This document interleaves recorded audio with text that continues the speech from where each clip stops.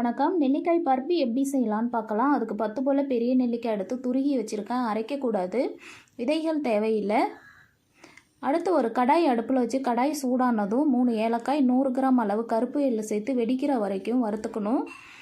இறக்க போகிறப்போ 10 கிராம் அளவு பூசணி விதை சேர்த்துருக்கேன், இல்லைன்னா ஸ்கிப் பண்ணிடலாம். இதை வேறு தட்டுக்கு மாற்றிட்டு ஆறினதும் பொடி பண்ணி தயாராக வச்சுக்கணும்.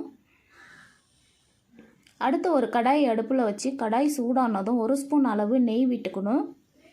நம்ம துருகி வச்சுருக்கிற பெரிய நெல்லிக்காய் துருகல் அது கூடவே சேர்த்து ஈரம் போகிற வரைக்கும் வதக்கி விட்டுறணும்.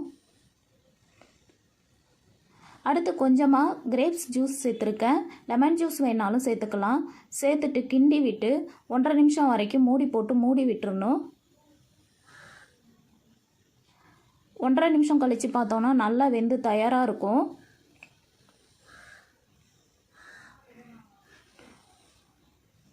அடுத்து 150 கிராம் சுத்தமான நாட்டு சக்கரை சேர்த்துருக்கேன். நீங்கள் வெல்லம், பனை வெல்லம் எது வேணாலும் சேர்த்துக்கலாம். 10 போல் திராட்சை, 1.5 ஸ்பூன் டியூட்டி ஃப்ரூட்டி, 2 டேட்ஸ் பொடியாக கட் பண்ணது சேர்த்து கிண்டி விடுறேன்.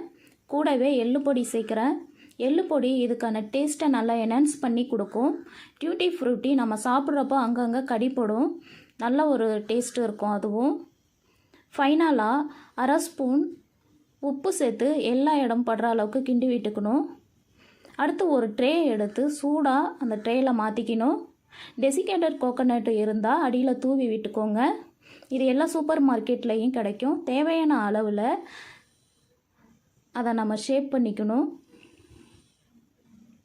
மேலேயும் டெசிகேட்டட் கோகோனட் தூவி விட்டு 1/2 மணி நேரம் ரெஸ்ட்டு விட்டுறணும். அடுத்து ஒரு நைஃப் வச்சு நம்ம கட் பண்ணி எடுத்தோன்னா நமக்கு நெல்லிக்காய் பர்பி ரெடி ஆகிடுச்சு. ஹீமோகுளோபின் லெவல் குறைவாக உள்ளவங்க, அன்ஹெல்த்தியாக ஃபீல் பண்ணுறவங்க இதை ரெகுலராக செஞ்சு வச்சு வீட்டில் சாப்பிடுங்க. 1 வாரம் வரைக்கும் வெளியிலேயே வச்சு சாப்பிட்லாம். நல்ல டேஸ்ட்டாக இருக்கும்.